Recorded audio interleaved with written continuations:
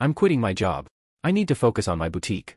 The text lit up my phone while I sipped lukewarm coffee on my small Seattle apartment balcony. Rain dribbled down the glass railing, the faint smell of wet pine drifting from the nearby park. I stared at the words longer than I should have, thumb hovering. Not my circus, not my monkeys, I thought. I tapped send. 15 minutes later, my phone buzzed again. Mom. You're banned from Christmas until you co-sign Lisa's boutique loan. I felt the familiar tight knot in my chest, the one that had been with me since childhood whenever family expectations turned into obligations. The smell of damp earth and coffee mingled around me, but it didn't comfort me this time. By nightfall, I was systematically pausing every shared account in my name, utilities, phone plans, streaming subscriptions, anything they had quietly been relying on. Each click felt like setting down a weight I hadn't realized I'd been carrying. My inbox sat open with the new opportunity waiting, a contract for a position abroad, starting next week. A real chance to breathe without the constant hum of family demands. I accepted it. And just like that, the old pattern, the one that had quietly shaped my life for years, was finally on pause. My name is Ryan Carter, 28. Oldest child. Quiet, dependable, good with money.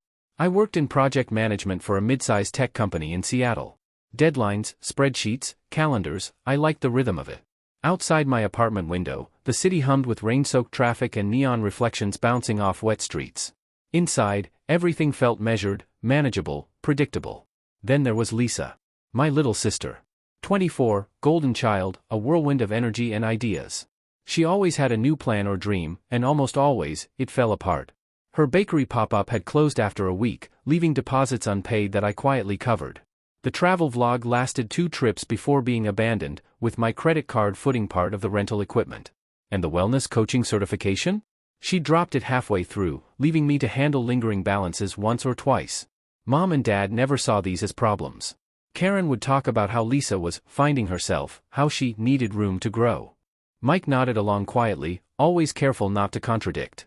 Aunt June and Uncle Harold sprinkled in vague advice, lines about seasons, abundance, and trusting the universe, but never anything practical. And so, quietly, I covered the fallout.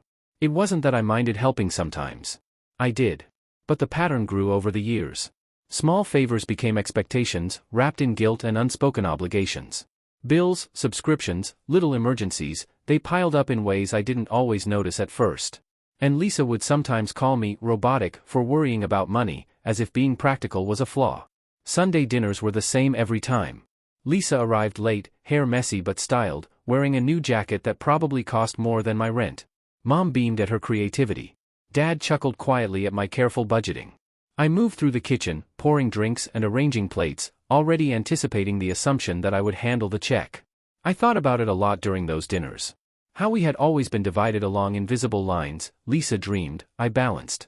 Lisa wandered, I planned. Lisa failed, I cleaned up. And for years, I accepted it because arguing seemed harder than paying.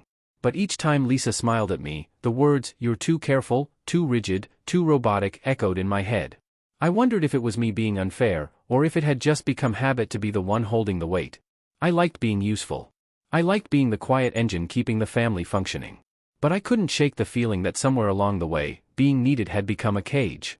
That night, I walked past the living room, listening to the rain hit the balcony glass, hearing Lisa laugh at something Mom said, feeling that familiar mix of affection and exhaustion.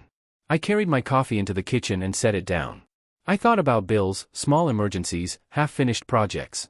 I thought about how it had always been my responsibility to fix things no one else noticed. And I thought, quietly, about what it would feel like to stop for just a moment and see what happened next. Over the next few weeks, Lisa's energy seemed to fill the apartment whenever she visited. She arrived at random times, clutching sketchbooks, fabric swatches, or sometimes just a notebook filled with business ideas. Each idea sparkled for a moment, and then fizzled. The bakery pop-up still lingered in my memory, the chaos of half-baked pastries, unpaid bills, and the disappointed vendor who had somehow called me at work. I hadn't said anything to Lisa, she didn't need the lecture. I had quietly handled it, as I always did. The travel vlog was another story. She had dragged me into booking equipment and lodging, insisting I just trust her vision. 2 trips later, it was abandoned, and I had logged every lost payment in my notes app, thinking about how easy it had been to let her go without consequences, except for the financial ones. And the wellness course, her half-finished certification, added its own numbers to the list. By now, I was used to tallying small losses, always under the guise of helping, always convinced it was temporary. Family gatherings made it worse. Mom and Dad never questioned the outcome. "She's figuring things out," Mom would say, eyes bright with encouragement. "She just needs support." Dad would smile quietly, nodding, as if approval could solve the problem. Aunt June and Uncle Harold had their own language, talk of seasons, abundance, trusting the process. Their words were pleasant but vague, never touching the reality of my bank account. Lisa, of course, never saw herself as a burden. She called me practical, careful, robotic, which I understood as criticism, but it stung anyway. Her words floated in my mind during mundane moments, the drive home from work, the rain splattering against my window, even while I made dinner. She didn't realize how much effort it took to keep her plans afloat, how much unseen energy went into keeping the family machinery running. The tension built in small ways, almost imperceptibly. Phone bills for her old devices, car insurance she couldn't afford, streaming subscriptions she needed for research. I covered them all, quietly, so that no one had to argue. Every time I mentioned a payment or reminded her gently, she would brush it off with a smile or an eye roll. The rest of the family seemed to accept it as normal, part of the pattern, part of the roles we had always played. By the end of that month, I started keeping a more detailed record, amounts, dates, what I suspected I might never see again. I felt a strange mixture of loyalty, frustration, and inevitability. Helping Lisa had always felt like the right thing to do, but the weight of always being the fixer, the stabilizer, the responsible one, began to press in ways I hadn't anticipated. I loved my sister, but I began to notice the subtle fatigue that came with loving her this way. And all the while, Lisa continued to dream, and I continued to calculate. Each dinner, each visit, each small emergency reminded me how deeply our family had settled into this rhythm. Lisa creates, the rest of us support. No one ever questioned the balance, or imbalance, except for me, silently, in the spaces between her laughter and the rain against the window. Work at the tech company had become a steady rhythm I could trust. I managed projects that never made headlines, tracked milestones, resolved scheduling conflicts, and kept everything running like a quiet clock. My colleagues called me reliable, I called it predictable. I liked it that way. Predictable meant manageable. It meant that outside the chaos of family, I could breathe. Evenings were my own. I would make a simple dinner, sometimes watch a documentary, sometimes just sit with a cup of tea and the rain streaking down the windows. Seattle had a way of quieting everything when it rained, turning the city into something soft-edged, contemplative. I appreciated those nights, because they allowed me to think about myself instead of everyone else. But Lisa had a way of pulling the world back into motion, even when I tried to step aside. She called, texted, or dropped by without warning, her voice bubbling with a new plan. A small business idea, a craft market she wanted to enter, a class she had impulsively signed up for. Each time, I would listen. I would nod. I would offer advice. And somehow, I would pay. Not because I liked being taken advantage of, but because stepping back had never felt like an option. I noticed, more often lately, how subtly the pattern had shaped my life. I skipped a weekend hike because I knew she needed help moving supplies. I put off a minor home repair because she had a last-minute delivery. I calculated payments and timelines in my head, always ready to fill gaps she left behind. And I didn't complain, not in front of the family, not to her. Complaining felt pointless, almost selfish. Still, there were moments that made me pause. The way she would twirl her hair when she thought she was making a point. The confident gleam in her eyes when she described her boutique dreams. The way my parents would lean forward, smiling, praising her creativity while I quietly ran the numbers in my head. That tightness in my chest would flare up, familiar, heavy, unavoidable, but I would push it down and focus on the task at hand. And then came small, almost imperceptible signs that the stakes were growing. A new piece of equipment for her projects. A small advance for her business. A casual mention of needing a safety net, just in case things didn't go as planned. It wasn't an ask yet, but the shape of it was forming. The numbers she threw around casually in conversation made my stomach tighten without her even realizing it. I started keeping a mental note, tracking patterns instead of just amounts, how often she bailed, how often I covered, how the family's cheer never seemed to waver for her failures. I caught myself wondering, not for the first time, if my role as the quiet, reliable one was a choice or just something I had fallen into, too polite to refuse. By the time Thanksgiving approached, the rhythm of expectation had become a background hum I could almost ignore. Almost. Lisa would still call, still hint at new projects, still smile when she saw me calculating behind her back. And I would nod, smile, and mentally prepare for the next emergency, even as I wondered what it would take for the pattern to break. It started innocuously enough. Lisa stopped by one Thursday evening, carrying a folder thick with papers, sketches, and color swatches. She flopped onto the couch, tapping the folder with manic excitement. "I'm going to open a boutique," she announced, voice bright as if the words themselves could make it real. I nodded, careful not to show how tight my chest had gotten. Opening a boutique wasn't impossible. It wasn't even entirely unrealistic. But Lisa's track record meant that nothing was ever simple, nothing was ever final. I listened as she described a year-long runway, loans, inventory, marketing plans, and staffing ideas.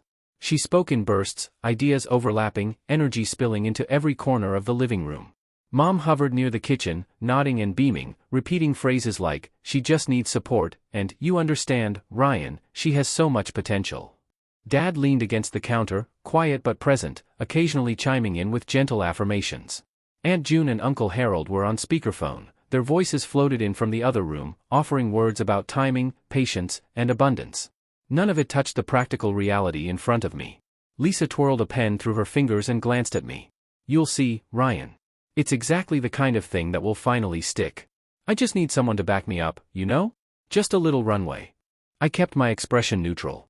I had learned long ago that arguing with Lisa or my parents was like shouting at water, it didn't move anything. "Runway for what, exactly?" I asked quietly. Her grin didn't falter. "For the boutique. Inventory, rent, supplies, everything. I just need a co-signer. Someone to show confidence to the bank. You'd be perfect for it."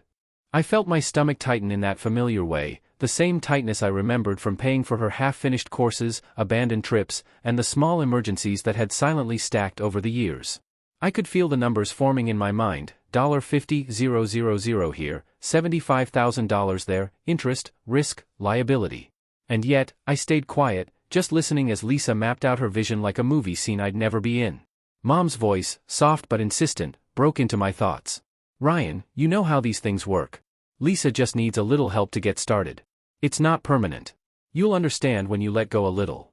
I did understand. I understood perfectly.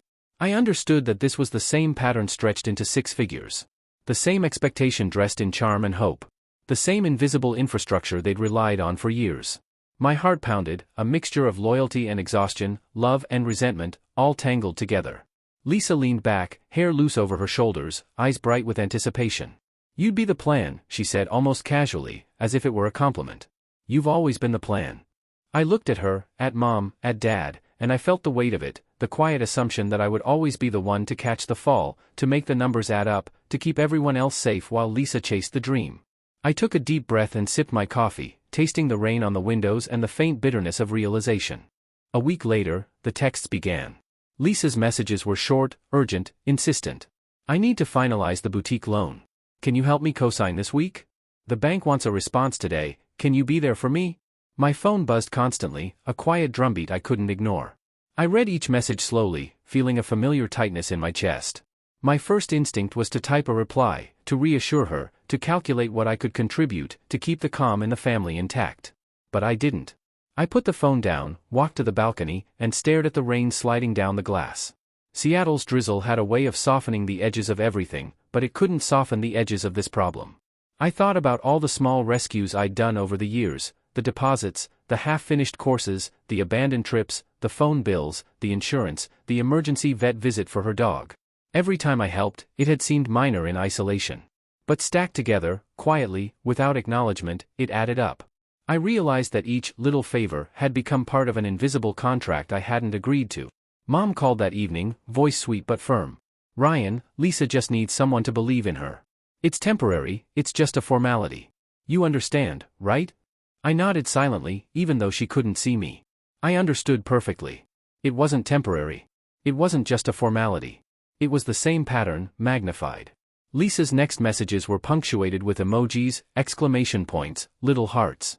She had the audacity to make it sound playful, easy, like it wasn't a 6-figure decision she was asking me to make.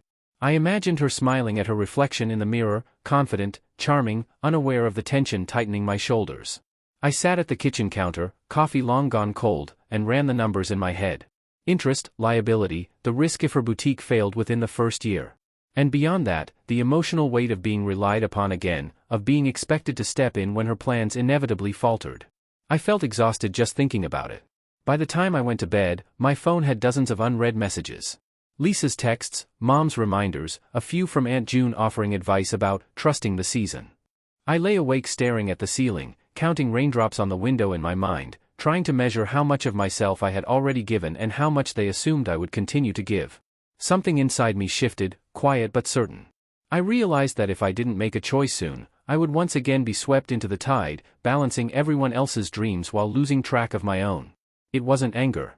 It wasn't spite. It was awareness, the first spark of understanding that being the plan had always been optional, if I chose to make it so.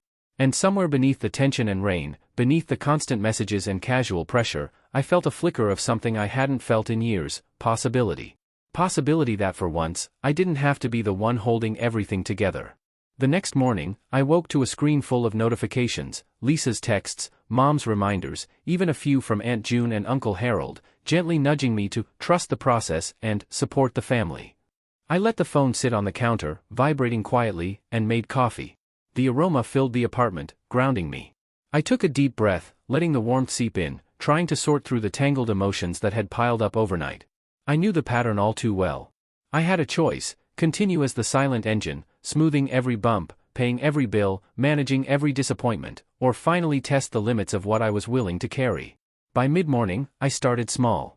Not confrontational. Not dramatic. Just practical steps I could take to see how it felt to reclaim control. I reviewed upcoming bills, checking which accounts and services were still linked to family members. Subscriptions, phone plans, car insurance for Lisa, it was all listed neatly in my head. Every time I realized I had been covering something I didn't strictly need to, I felt a mix of frustration and clarity. This wasn't about punishment. This was about awareness. I drafted a few reminders to myself, mental notes of the payments I had covered, the projects I had rescued. The numbers alone told a story, small amounts, layered over years, that had become invisible obligations. I stared at the totals in my mind and realized how much energy had gone into keeping everyone afloat while losing sight of my own rhythm. Lisa texted again, asking if I had checked the bank about the co-signer. I didn't reply immediately. Instead, I closed my laptop, walked to the window, and watched the city moving below me.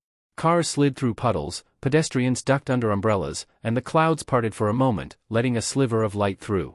I felt the quiet relief of breathing without obligation pressing on me for just a moment. When I finally opened the messages, I typed nothing. I didn't commit. I didn't reassure. I didn't calculate. I just looked at the screen, feeling the weight shift slightly from my shoulders to a place where it belonged, not entirely gone, but not assumed to be mine to hold forever. It wasn't a rebellion. It wasn't a confrontation. It was a test, a first step toward reclaiming my space, my resources, my energy.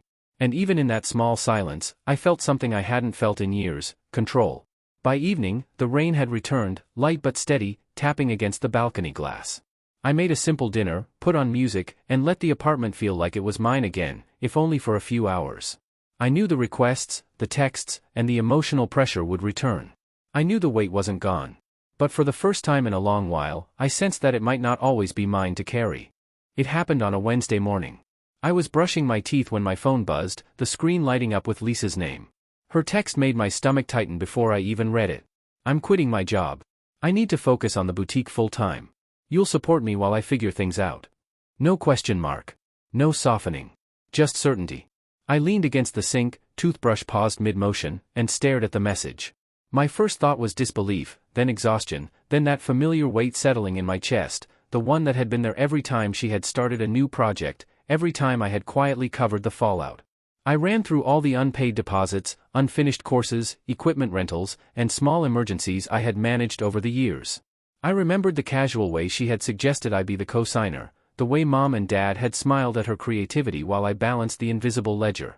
The pattern was obvious, and yet the request now felt larger, heavier, more immediate. I considered replying with reassurance. I considered calculating what I could afford to contribute without upsetting my own life. I even imagined typing out an encouraging message, softening the blow, making her feel secure. But I didn't. Instead, I rinsed my mouth, wiped the counter, and sat down at my kitchen table. I opened my laptop, not to respond, but to check an email that had been sitting in my inbox for weeks: the offer for a short-term assignment abroad, fully paid, housing included, a chance to reset, to focus on work that belonged entirely to me. The opportunity had been there, quietly waiting while I had been consumed with family obligations. I scrolled through the details, feeling the air shift in the room, hearing the rain against the windows, tasting the quiet tension. I realized the choice before me was clear: step into yet another cycle of expectation, or finally take a path that prioritized my own life, my own stability, my own future. Lisa's messages kept coming. It's just temporary. You know I'll figure things out. You've always been the plan. Each one tightened the knot in my chest. And each one reminded me why I had spent years absorbing her chaos, loyalty, love, and a quiet sense of responsibility. But loyalty didn't have to mean erasing myself. Love didn't have to come with debt. I closed the laptop for a moment, letting the sound of the rain fill the apartment. I imagined the look on her face, the tilt of her head when she expected me to say yes. I remembered all the other times I had said yes, all the other times I had swallowed my own boundaries for the sake of family. I felt something new then, a combination of clarity, relief, and determination. I didn't respond. Not yet. Not with words, not with numbers, not with reassurance. I sat there, hands on the table, thinking through what it would mean to finally step off the treadmill I had been running for years. By mid-afternoon, I had made a decision. Not a dramatic proclamation, not a confrontation. Just a choice I knew I had been avoiding for years. I opened my laptop and clicked through my calendar, my bank accounts, my subscriptions, and bills. Each one was a small thread, tangled with Lisa's plans and the family's assumptions. I traced them quietly, methodically, and began to untangle what belonged solely to me. I didn't announce it. I didn't explain. I just acted. It was like peeling a layer of obligation off my shoulders, each click a small measure of relief. I felt the tight knot in my chest loosen slightly, replaced with a strange mixture of calm and certainty. The phone buzzed immediately. Lisa's texts arrived in a rush. "Ryan, are you reading this? You'll support me, right?" Mom called. Aunt June sent a voice note about seasons and generosity. Dad texted in his clipped way, a warning wrapped in concern. I didn't respond. I let the vibrations pile up, letting the noise exist without answering it. Later, when I finally looked at the messages, I typed carefully, measured: "I can't co-sign. I can't carry the boutique. I'm stepping back." There was silence. A pause that stretched longer than I expected, even though I knew it wouldn't last. Lisa's next message was sharp, accusatory, theatrical: "You're so selfish. You're punishing me for being different." I remembered every half-finished project, every emergency I had quietly covered, every time I had swallowed my own frustration for the sake of family harmony. I typed one line, steady and calm: "I'm not punishing you. I'm setting a boundary. I won't fund your plans at the expense of my life." The reactions came in waves. Mom's voice on the phone cracked with a mix of disbelief and pleading. Dad tried reasoning, then raising his voice, then quiet frustration. Lisa's texts piled up, a mix of accusations and desperation. I sat quietly, listening, reading, acknowledging their words but not yielding. It wasn't easy. It wasn't peaceful. But it was mine. Every click, every thought, every deliberate decision reminded me that for the first time in a long while, I wasn't just holding the ladder. I wasn't carrying someone else's dreams on my shoulders. That night, I made dinner for myself, simple but satisfying, and listened to the rain tapping against the windows. I checked my accounts one last time, feeling the tangible reassurance that my resources, my energy, my peace were mine again.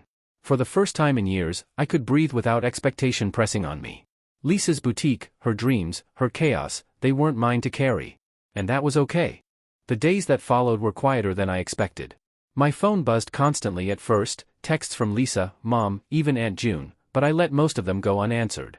The few I responded to were calm, factual, stripped of guilt or debate. The city moved on outside my window, buses splashing through puddles, people rushing to offices, the faint smell of rain on asphalt. Inside, my apartment felt lighter. I noticed small details I hadn't before: the way my plant leaned toward the sun, the soft hum of the heater, the quiet rhythm of my own breathing. Even making dinner felt different. I chopped vegetables without distraction, measured spices for myself instead of anyone else, and ate in peace. Lisa posted updates on social media, pictures of her boutique progress, captions full of excitement and hashtags. I scrolled once, then put the phone down. I felt no need to comment, to validate, to fund. Her world was hers now, and mine was finally mine. The family group chat erupted without me. Arguments, pleas, passive-aggressive emojis. I watched from a distance, resisting the urge to intervene. Mom sent long paragraphs about sacrifice and understanding. Dad texted about responsibility and loyalty. Lisa tagged me in posts about vision boards and finding your path. I left them all unread for a while, feeling the unfamiliar relief of not being the center of the storm. I took small, deliberate steps to reclaim my life. Bills were fully under my name. Subscriptions and shared accounts were organized for only my own use. I reviewed my budget and smiled at the clarity it offered. Travel plans I had put off for family emergencies were back on the table. I even started thinking about a weekend trip, somewhere quiet, just for me. It wasn't peace in a dramatic sense. It wasn't fireworks or sudden applause. It was quieter, subtler, a feeling that my life could exist independently of everyone else's expectations. I realized that being needed was not the same as being loved. That responsibility for others' dreams did not define my value. That love could exist without payment or obligation. That evening, I made a small plate for Christmas dinner, just for myself. Roast chicken, green beans, mashed potatoes, the comforts I liked, prepared without compromise. I ate slowly, listening to the rain tap on the balcony, tasting the calm I had earned. In my notes app, I wrote a final line under the ledger of past obligations: I will love my family without paying for their dreams. I will help when I choose. I will not be the plan. I will live my life without apology. And in that quiet moment, I felt it, not triumph, not vengeance, but clarity. The storm of expectation would continue outside my door, but inside, I had finally built a space that belonged solely to me. Christmas came quietly that year. I didn't attend the family dinner, though messages streamed in, pictures of tables laden with food, stories of laughter, updates about Lisa's boutique. I scrolled once, briefly, and set the phone down. My absence wasn't dramatic, it was just noticeable enough for me to feel the freedom I hadn't allowed myself in years. I spent the day walking through the city, the rain softened to a mist, the streets glistening under soft winter light. The smell of wet pine and coffee shops mixed in the air, and I realized how long it had been since I had noticed these little details, absorbed them without distraction. My apartment, my routines, my decisions, they were entirely mine. In the quiet of my living room that evening, I pulled out my notes. I flipped through the list of past obligations, the payments I had quietly covered, the trips I had delayed, the small rescues I had performed. Each entry reminded me of who I had been: dependable, practical, patient. But now, each entry also reminded me of who I had chosen to become: deliberate, self-aware, and finally, unbound. I thought of Lisa, bright and ambitious, forging ahead with her boutique. I felt no bitterness, only a calm recognition that her journey was hers, and mine was mine. For the first time, I didn't feel responsible for the outcomes she might encounter. I could love her without carrying her burdens. I could care without paying. I made a simple dinner, set my plate at the table, and ate slowly.